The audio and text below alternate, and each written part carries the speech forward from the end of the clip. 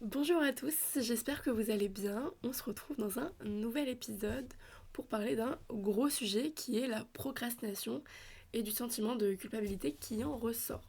Alors j'espère que ça vous parle et en même temps j'espère pas trop que ça vous parle parce que c'est pas le meilleur sentiment qu'on peut ressentir. Euh, mais c'est un sentiment qu'on peut ressentir voilà, en période d'examen, même tout le temps quand on a quelque chose à faire et qu'on n'arrive pas à le faire parce que vous allez voir il y a plusieurs choses en fait. Euh, et oui, donc pour définir rapidement la procrastination, c'est j'ai quelque chose à faire, je le fais pas, parce que diverses raisons. Je suis triste parce que je le fais pas, et du coup je culpabilise parce que je le fais pas. Voilà, 4 étapes, on peut s'arrêter là si vous voulez, mais globalement c'est ça. Mais ce qui est intéressant de voir, enfin à voir, c'est euh, pourquoi, d'où naît la procrastination, qu'est-ce qui fait que j'arrive pas à faire cette chose. Il y a plusieurs choses. En première, il y a la flemme. J'ai la flemme, j'arrive pas, je suis fatiguée, j'ai pas envie, j'ai la flemme. Ce terme-là, on l'a entendu tout le temps, j'ai pas trop envie, non, non, je préfère rester dans mon lit, etc. On le connaît par cœur. Et d'ailleurs, ce terme flemme, dans ma tête, il est apparu il y a pas si longtemps. C'est un peu apparu avec les réseaux sociaux, avec voilà, ce truc de scroller, les médias, même je pense ça date de longtemps, mais pas tellement longtemps. Et je pense que ça a été déclenché par tous ces moyens de divertissement, j'ai pas envie de dire passif, mais c'est-à-dire que notre cerveau est en pause quand on est sur TikTok et qu'on scrolle pendant des heures et des heures, quoi. Moi, j'ai pris un peu de recul et je me suis rendu compte déjà de mon temps d'écran du temps que je passais à scroller. Et en fait, c'est même pas des vidéos hyper instructives que j'ai, moi, personnellement, dans mon feed.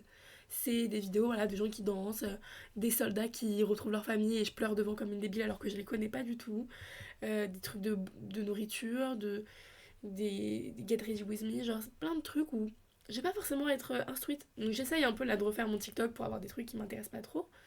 Euh, mais j'ai la flemme et je sais que c'est moi, personnellement, ça m'a causé des problèmes de concentration énormes. Ça a commencé par des problèmes de mémoire et je me suis dit, mais pourquoi j'arrive pas à retenir les choses? Parce que j'ai des souvenirs lointains quand j'étais petite, etc.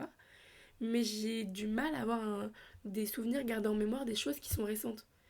Et j'en suis venue au fait que c'était du coup des problèmes de concentration. Parce qu'on va me dire quelque chose, je suis pas concentrée, je le retiens pas bien, et du coup j'ai pas une bonne mémoire, mais en fait c'est pas une bonne concentration finalement. Et en fait, pourquoi on est moins bien concentré? Parce que c'est apparu comme ça, mais voilà. J'ai fait des examens, j'ai fait des IRM, j'ai fait une prise de sang. Pour ceux que ça intéresse, j'avais comment ça s'appelle? Une carence en vitamine B9. Et je me suis un peu renseignée et parce que j'ai paniqué. Moi, on me dit problème de mémoire, je pense tout de suite au drame, tu vois, catastrophe. Euh, et en fait, j'ai commencé par faire un IRM en pleurs et tout, catastrophe. Je me dis, mais j'ai un problème au cerveau et tout machin. IRM normal. Et en fait, on m'a fait une prise de sang et j'avais une carence en B9. Et quand j'ai recherché et que je suis allée voir mon médecin, euh, carence en B9, c'est la vitamine B9, je crois que c'est la vitamine qu'on donne aux personnes qui sont atteintes d'Alzheimer, je crois. En tout cas, c'est la vitamine qui peut aider à la mémoire et à la concentration. J'étais carencée, mais aussi j'en suis venue au feu parce que je me pose beaucoup de questions dans ma vie. Euh, que, en fait, regarder son téléphone pendant toute une journée, regarder TikTok, défiler sans comprendre ce que tu regardes, mais tu regardes, regarder la télévision pendant des heures, parce que ça va aussi, tu regardes juste des gens qui discutent. J'adore les médias, j'adore la télévision, etc., mais il faut réguler. Tu peux regarder ton téléphone, etc., tu fais ce que tu veux de ta vie, mais c'est vrai que ça va bouffer ton cerveau et bouffer ta concentration, parce que tu réfléchis pas et que t'es pas tout le temps stimulé en fait. Ton cerveau n'est pas stimulé, donc t'apprends pas. Quand un enfant a grandi au fur et à mesure voilà, de sa jeunesse, son adolescence, on lui apprend plein de trucs. Il est tout le temps stimulé, son cerveau il est en pleine ébullition et c'est pour ça qu'on dit que les enfants ils apprennent vite parce qu'ils sont tout le temps en train d'apprendre des nouvelles choses. Après peut-être aussi quelque chose de scientifique que j'ai pas, mais je pense en partie que ça vient de là. Et si on met pas assez notre cerveau en pratique, on va pas avoir ce truc d'aller réfléchir et de capter et on va plus être capable de vraiment se concentrer comme avant. Et ça, j'en suis persuadée. Et je pense que ça, moi, ça a été mon cas. Par exemple, j'ai encore des problèmes de concentration. Et ça vient de. Moi, à mon avis, ça vient de là. Rien qu'à regarder des vidéos qui durent plus d'une minute, on est obligé de mettre en x2 sur TikTok parce que c'est trop long. Ou parce que, bon, peut-être que le gars, il est pas non plus hyper expressif, mais c'est long. Et du coup, on avance et voilà. Et c'est chiant. Parce que tu te dis, mais je suis pas capable de rester une minute sur un sujet qui est intéressant. Les sujets les plus intéressants durent le plus longtemps sur TikTok en général. Mais bref, je me suis un peu écartée, mais c'est vrai que voilà, Il y a cette flemme qui vient, donc du coup, pour moi, ça vient un peu des réseaux à la base, des médias, etc. On s'enferme dans une routine, une fatigue un petit peu mentale, euh, et puis même physique, enfin, voilà, c'est un peu un tout la flemme. Et donc j'ai la flemme, j'arrive pas à aller au-delà de cette flemme. Et donc je vais pas faire voilà, soit mes révisions pour mon examen, soit voilà, j'ai un projet, je travaille sur mon podcast, je procrastine. Bien sûr, tout le monde procrastine, tout le monde. Mais le but, c'est de continuer à se questionner et essayer de comprendre pourquoi, ce qui va pas, etc. Et je suis persuadée, mais vraiment persuadée, qu'un humain est fait pour se questionner. Tout humain qui ne se pose pas de questions, pour moi, c'est pas quelqu'un qui va évoluer, en tout cas qui va évoluer intelligemment. On est fait pour grandir, on est fait pour apprendre de nos expériences, de nos bonnes expériences comme de nos mauvaises. Et donc si on se pose pas de questions sur les bonnes, ok, mais les mauvaises, t'as eu une mauvaise expérience, il s'est passé quelque chose, t'as pas apprécié ou on t'a fait quelque chose et t'as laissé couler, etc. Mais pourquoi t'as laissé couler et pourquoi c'est arrivé? Tu te poses des questions en essayant de comprendre pourquoi c'est arrivé. Et une fois que t'as un peu compris pourquoi c'est arrivé, ensuite tu peux comprendre pourquoi tu ne le referas plus et ça n'arrivera plus. Et ça, c'est la meilleure chose parce que du coup, t'as eu un problème dans ta vie, il est apparu. Tu comprends pourquoi il est apparu. T'essayes de comprendre un peu comment tu fais pour ne plus qu'il réapparaisse. Bam boum, il n'y a plus de problème. Et dans ta vie, t'évolues, t'évolues et t'évolues. Et pour moi, c'est un humain qui ne réfléchit pas, qui ne se pose pas de questions. Je comprends pas. C'est la base de ma vie de me poser des questions. Alors voilà, souvent on fait le reproche, tu te poses trop de questions, etc. Peut-être. En attendant, moi ça m'aide. Je me pose plein de questions, peut-être que c'est un peu nocif parfois, mais sur plein de cas, moi je sais que ça m'aide énormément. J'ai un truc qui va pas bien, je vais me poser des questions. Qu'est-ce qui a fait que ça a apparu, etc. etc. Euh, mais pour clore, voilà, on va dire, on revient à la flemme, je parle beaucoup. On revient à la flemme, c'est vraiment pour moi le truc un peu tendance depuis des années, hein, mais numéro un je procrastine parce que j'ai la flemme. Alors, la flemme, ça peut venir aussi et ça découle et ça vous amène vers mon point numéro 2, vers la peur et le stress de faire cette chose-là.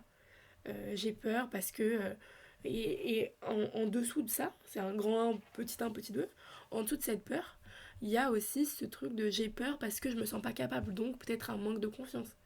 Tout est, euh, tout est faisable, entre guillemets, c'est-à-dire ça peut être euh, plein de choses euh, dans cette peur, et après c'est chacun son affect, mais du coup, effectivement, j'ai peur de faire quelque chose, je me sens pas capable de le faire, donc je sais pas, je panique, je fais rien.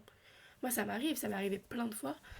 J'avais des examens, j'étais en licence éco, microéconomie, à 8h30 du matin, un samedi, tu dois aller faire ton examen. Déjà, t'as pas envie de te lever un samedi. Et en plus de ça, t'as un examen d'un prof que t'as rien compris, etc. T'as pas envie, combien de fois de crise d'angoisse je fais avant de me dire, ok, bon, je suis obligée, je vais le faire, mais j'ai pas envie d'y aller, quoi. Je sais que je vais me foirer. Donc, mes révisions, je les procrastinais de fou. Je faisais rien du tout. Enfin, je faisais. Mais voilà, j'avais très très peur. Donc, je regardais l'écran, je pleurais. J'étais en mode non, mais je comprendrai jamais, etc. Parce que je croyais pas assez en ma capacité de bon, je vais me poser et je vais le faire. Peut-être qu'il me fallait plus de temps que les autres, etc. Mais en fait, on est notre propre ennemi. On va pas comprendre que si on est en accord avec nous-mêmes, on peut essayer de s'en sortir. Et moi, ça a été ma grosse erreur à l'époque et j'essaye de me re-questionner pour que ça arrive plus, voilà. Mais du coup, c'est vrai que la procrastination, ça peut naître. Donc de la flemme. Voilà, j'ai la flemme, j'arrive pas, etc. J'ai peur de faire cette chose-là. J'arrive pas, je comprends pas, ça me fait peur. Et puis, il y a aussi ce truc de stress, l'anxiété, etc. qui peut venir en compte. Donc, c'est plein de choses. Euh, Ensuite, vient la culpabilité, bien sûr. Je procrastine, je fais rien, je suis devant mon écran, j'arrive pas, etc. Et je me sens coupable. Parce que je dois travailler, j'ai un objectif, etc. Je me sens coupable. Et donc ce sentiment de culpabilité, il naît de plusieurs choses. Je me suis un peu renseignée sur le sujet et je me suis rendu compte de quelque chose qui est tout à fait vrai. Alors moi j'adorais la philosophie, donc effectivement ça me parle de fou.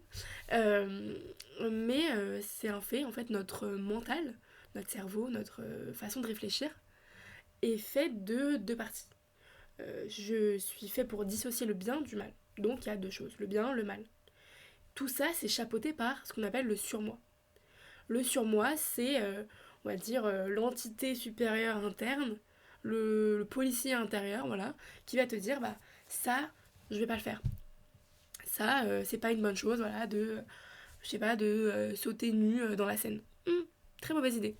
C'est mon surmoi qui va me dire pas bonne idée. Il va un peu chapeauter le bien et le mal, il va dire ok, je prends les deux, pas bonne idée. Et donc, c'est un peu ce surmoi qui va alimenter la culpabilité, qui va dire, bah voilà, je me sens coupable de faire ça parce que j'aurais dû faire ça, etc. etc., etc. À savoir aussi que pour moi, la culpabilité, c'est vraiment... euh, alors, ça peut être très dangereux, faut pas en... Tu peux te sentir coupable, il y a cette culpabilité qui est positive, qui est bénéfique, de se dire, bah, je me sens un peu coupable, etc., mais ne pas s'enfoncer. C'est vraiment un principe qui est assez simple, c'est ne pas être son propre ennemi, quoi. C'est ne pas se mettre encore plus au fond du gouffre qu'on pense déjà l'être. C'est s'arrêter quand on se dit que voilà, ok, j'ai pas travaillé parce que j'étais pas bien, etc. Alors que je devais, ok, je l'ai pas fait. Mais je suis pas une mauvaise personne, je suis pas là pour m'incriminer, je suis moi, je suis censée m'aider et je ne m'enfonce pas. Et donc à partir du moment où... En fait, à partir du moment où tu t'enfonces carrément dans un truc, t'es ton propre ennemi, il y a personne qui va vraiment te sauver. On va essayer de te dire des choses, mais intérieurement, tu vas dire, mais non, mais je mérite pas, et non, non, non. Et ça part dans des grandes élancées, euh, et t'en finis plus, quoi. Et c'est une très très mauvaise chose. Pour se sortir de la culpabilité, il y a plusieurs choses à faire. Déjà, se poser des questions, comme je le disais tout à l'heure, c'est hyper important. Première chose, on se pose des questions, on se demande, bah voilà, pourquoi j'ai pas réussi à réviser? Pourquoi j'ai pas réussi à faire ce devoir, ce projet? Pourquoi je suis pas allée à la salle de sport? Pourquoi j'ai pas fait tout ça? C'est, pour moi, c'est la base pour essayer d'avancer déjà. Qu'est-ce qui se passe? Est-ce que ça vient de la flemme? Bon, bah j'ai la flemme, ok, bon, j'ai la flemme aujourd'hui, mais alors demain, j'aurai pas la flemme. Bon, déjà, une solution. Est-ce que c'est j'ai pas confiance en moi? Alors là, il faut que je travaille sur moi. Qu'est-ce qui fait que j'ai pas confiance? Est-ce que c'est ça? Est-ce que ça vient d'un problème que j'avais quand j'étais plus jeune? Est-ce que... etc. Pas non plus devenir folle, etc. Mais se poser des questions pour comprendre qu'est-ce qui va pas dans ma culpabilité, qu'est-ce qui a causé cette culpabilité, et du coup, pour pouvoir soigner un petit peu, on prend le problème à bras le corps. Ah, j'ai un rhume, qu'est-ce qui s'est passé? Bon, bah, j'ai pas mis d'écharpe, j'ai attrapé froid. Bon, bah, je mettrai une écharpe la prochaine fois. Les rhumes, voilà, mais commencer par là, c'est un bout de piste déjà. Se poser des questions, être en accord avec soi-même, s'écouter. C'est comme dans un couple, c'est comme dans une relation amicale. On écoute son partenaire, on écoute pour que tout se passe bien. On est notre propre meilleur ami, je le répéterai jamais assez. Donc s'écouter, c'est hyper important pour essayer d'avancer et de bien aller. Et ensuite, en deuxième position, je dirais s'imposer des limites. S'imposer des limites, se dire, ok, euh, bah là j'ai été trop loin dans ma culpabilité. Par exemple, pour le régime. Moi, je sais que j'ai tenté plein de fois des régimes. C'est pas le truc qui me va le plus. J'aime pas. J'aime bien manger. J'ai pas envie. Je préfère faire du sport 1000 fois que manger, que arrêter de manger. Donc, bah, je commence à faire des régimes au début et tout. Je me dis, ouais, bon, j'ai mangé une pizza alors que j'avais dit que j'étais au régime et tout. Bon, bah, demain, je mange pas jusqu'au soir. Je mange un repas dans la journée. En fait, j'ai hyper faim. Tu fais des carences en plus, c'était totalement inutile. Donc, très mauvaise idée. Là, je vais loin, limite, je mets ma santé en jeu parce que si je fais ça tous les jours et je prends un repas par jour tous les jours, je suis carencée. En plus, ce que je mange, je vais me jeter dessus parce que j'aurai super faim. Ça n'aide personne. Donc, mauvaise chose. Il y a plein d'autres trucs où voilà, on rentre dans un truc, je me sens trop coupable, je me sens pas à l'aise, après on rentre dans un truc, c'est pas bon.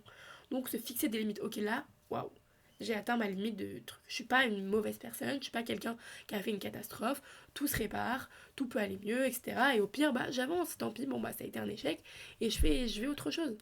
Si c'est une révision, bah je réviserai demain. Je peux me dire que si vraiment je suis en retard, bah, je fais une sieste et après je m'y mets, si je suis fatiguée, etc. Il y a plein de choses qui peuvent se mettre en place, mais ne pas s'enfoncer, ne pas culpabiliser jusqu'à 1000 heures pour quelque chose qui n'est pas si grave. Moi je prône vraiment on n'a qu'une vie, le one life, pour moi c'est vraiment le truc qui m'aide. Alors attention de ne pas en abuser, moi j'en abuse un petit peu trop, mais voilà.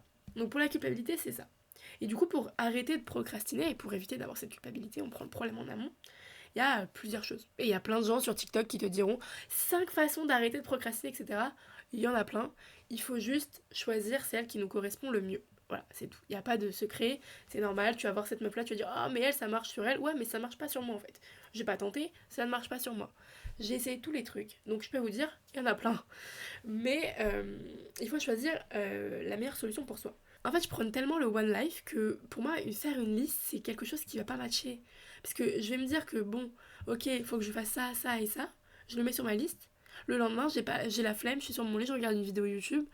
Ok, j'ai pas envie de le faire. C'est pas une feuille, c'est pas un bout de papier qui va dire bah si, il faut que tu le fasses. C'est ma vie, j'ai qu'une vie, je décide, je le fais pas. Donc moi ça marche pas. Sur moi, les trucs ça marche pas, ou alors je la regarde, je me dis ah ça va, j'ai le temps, etc. Je procrastine de fou, c'est pas la bonne chose, ça ne marche pas pour moi les listes, j'arrête les listes. Il y a les listes, il y a se donner des objectifs, voilà, avant 18h, faut que j'ai terminé de faire telle chose. Ça marche un peu plus sur moi. Quand je commence quelque chose, je dis ok avant 18h, donc je me booste un petit peu. Mais les listes, ça marche pas, je fais la moitié de la liste à chaque fois, c'est inutile. Donc ça marche pas. Ou alors je commence par le truc que j'aime le plus et je laisse le truc pas ouf et du coup ça sert à rien. Donc les listes, on abandonne. Après, il y a aussi une phrase que j'avais beaucoup appréciée de Jérémy Ferrari. Je ne sais pas si vous connaissez. C'est un humoriste français, bon, je pense que oui, quand même, il est assez connu. Il avait fait une interview où il disait quelque chose d'hyper intéressant. J'avais beaucoup apprécié. En gros, il disait que. euh, En gros, il disait que pour se sortir, bon, alors lui, c'est parce qu'il a été dans une grande dépression, mais pour se sortir d'une grande dépression, d'une mauvaise phase, une phase de déprime, etc., la, la chose la plus importante, c'est de recréer une routine. Parce que quand t'es déprimé, quand t'es en dépression, quand t'es pas bien, tu fais rien de bien pour toi. Y a rien qui est bien. Tu manges fois 12 000 que des trucs gras et sucrés. Tu restes dans ton lit, donc tu te dépenses pas et en plus, bah, t'es une larve humaine sur ton lit à regarder des vidéos, etc. Tu parles peut-être pas forcément à tes proches, donc tu t'enfermes. Il y a rien qui est bon. Il y a vraiment rien qui est bon. Et pour sortir de cette mauvaise chose, il y a pas le choix, c'est de se forcer. Mais là, c'est parce que c'est vraiment important. T'as un examen demain, parce que moi je parle de la procrastination quand t'as un peu le temps. T'as un examen demain et t'as rien révisé. Bon, là, tu te mets une main, voilà, une petite gifle et tu te réveilles. Il n'y a pas le choix, parce que là, il n'y a pas le choix. Maintenant, c'est un examen, encore une fois, j'ai mon one life, donc je me dis au pire, je rate mon examen, mais m'écoutez pas. Il ne faut pas m'écouter. Mais, du coup, lui disait que pour sortir de ces phases-là, il faut à tout prix, c'est une chose importante, c'est-à-dire recréer sa routine, recréer quelque chose, un cadre pour petit à petit re-rentrer dans cette vie en fait active finalement, parce que t'en ressors, t'es dans une bulle de négativité, de choses où tu fais rien de tes journées. Et donc, bah, lui disait bien manger, faire du sport, faire énormément de sport. Et là où je le rejoins, c'est que quand tu vas à la salle, quand tu cours, etc., tu as fait un peu de sport, la sensation que tu as juste après, elle est dingue. Tu t'es déjà, t'as fini, enfin, soit, moi, si je le fais le matin, je sais que après toute ma journée, je suis tranquille, donc je suis hyper cool, je suis hyper détente. Tu sais que t'as fait du bien à ton corps, donc t'es heureuse. Il y a plein de choses c'est le sport, c'est génial. La sensation que t'as après le sport, elle est géniale. Donc, effectivement, je le rejoins là-dessus. Se recréer une routine, c'est hyper important et un bon cadre. Et donc, là où c'est important pour la procrastination, c'est que tu vas rien faire, rien faire, rien faire, rien faire. Ok, là j'ai pas le choix, j'ai vraiment pas le choix, cet examen je veux le réussir. C'est se rappeler aussi les motivations, c'est hyper important, c'est mon point croix, mais se rappeler aussi les motivations. Pourquoi? C'est quoi le but? Voilà, pourquoi? Est-ce que c'est des examens? Je suis en médecine, je suis fatiguée, je suis épuisée. Bon, mais le métier à la fin c'est ma passion, c'est mon rêve, c'est mon truc, donc je vais me booster, se rebooster parce que parfois on en oublie un petit peu bah, les objectifs, donc c'est important. Et du coup se recadrer, j'ai pas le choix, j'ai un examen, j'ai un truc, j'ai le permis, j'ai machin, c'est un truc que j'aime bien mais j'arrive pas, bon, se rebooster et se mettre un cadre, c'est un peu important. Et après il y a aussi faire ce qu'on aime, il y a bah voilà euh, j'aime bien, je sais pas, j'aime bien travailler en écoutant de la musique. Bon, bah, je vais mettre de la musique, je vais mettre dans un bon cadre, je vais faire un truc bien. Peut-être que aussi ça aide. Pas se forcer à, je me mets sur mon bureau, je fais mes exercices. Je dis ça pour les examens parce que particulièrement, c'est les examens que m'ont procrastine le plus. Mais voilà. Et ensuite, il y a ma partie préférée. C'est vraiment un truc qui marche énormément sur moi pour arrêter de procrastiner, c'est imager. Alors, moi, je l'appelle comme ça, je sais pas si c'est vraiment le bon terme, mais j'image beaucoup au quotidien. J'ai grandi avec les films, les dessins animés, tout ça, tout l'univers un peu médiatique et un peu rêveur. Je suis une grande rêveuse. Et du coup, bah, j'image un peu beaucoup de choses. C'est-à-dire, bah, pour la procrastination par exemple, je sais que je vais être sur mon lit, je suis fatiguée, je regarde des vidéos encore. Alors, je fais principalement ça de mes journées, hein. Je regarde des vidéos, etc. Et je dois réviser, j'ai un examen. J'ai aucune envie, j'ai la flemme, j'ai pas envie, mon examen il me stresse en plus, et rien qui va. Je fais des listes, ça marche pas, je me rappelle mon objectif, ça marche pas. Bref, je me force, j'arrive pas à me forcer. J'image. Qu'est-ce que je fais comme je suis une grande rêveuse, j'imagine, et donc je m'imagine que je suis dans ma petite bulle, lumière tamisée. J'aime bien, moi, avoir un petit plaid, avoir ma petite couverture sur moi, me mettre, voilà, peut-être une bougie. Je m'imagine, voilà, il pleut, bon, bah alors, je me mets dans un truc un peu cocooning, etc. Je me mets avec devant mon ordi, je m'imagine tout ça, hein. C'est une scène, je m'imagine, voilà, je suis devant mon ordi, je travaille, j'ai ma bougie, j'ai mon petit thé à côté, je suis dans une bulle. Et en fait, ça va me donner envie de faire ça. Donc je vais réaliser ça, je vais mettre ma petite bougie, je vais mettre mon petit truc, mon petit plaid, et je vais mettre ma petite musique en fond, voilà, et puis je vais me mettre à réaliser. Et ça va me mettre dans un mood, alors que le mood n'existe même pas encore, tu vois. Mais c'est un truc où, je sais pas, moi ça marche. Moi j'imagine le, le, le moment parfait pour faire l'action que j'arrive pas à faire, et ça marche. C'est peut-être tout débile, j'ai peut-être 12 ans d'âge mental, mais en tout cas, ça marche. Et comme je vous le dis, utilisez quelque chose qui marche sur vous. Voilà, simple. Faut tout tester, tu vois ce qui marche pas, faut se connaître, etc. Et voilà, et tu testes. Et pour terminer, bah voilà, se poser des questions. Encore et encore, se poser des questions, essayer de comprendre ce qui va pas, ce que je peux améliorer. C'est la meilleure chose, je ne le redirai jamais assez. Donc voilà, j'espère que vous avez apprécié ce petit podcast sur la procrastination. Je l'ai fait un peu comme ça. Dites-moi si vous aimez bien aussi le nouveau fond. Je tente quelque chose. Bon, c'est toujours ma chambre, mais bon. Voilà, je sais que la procrastination, c'est quelque chose que on a tous énormément du mal à vaincre, on va dire.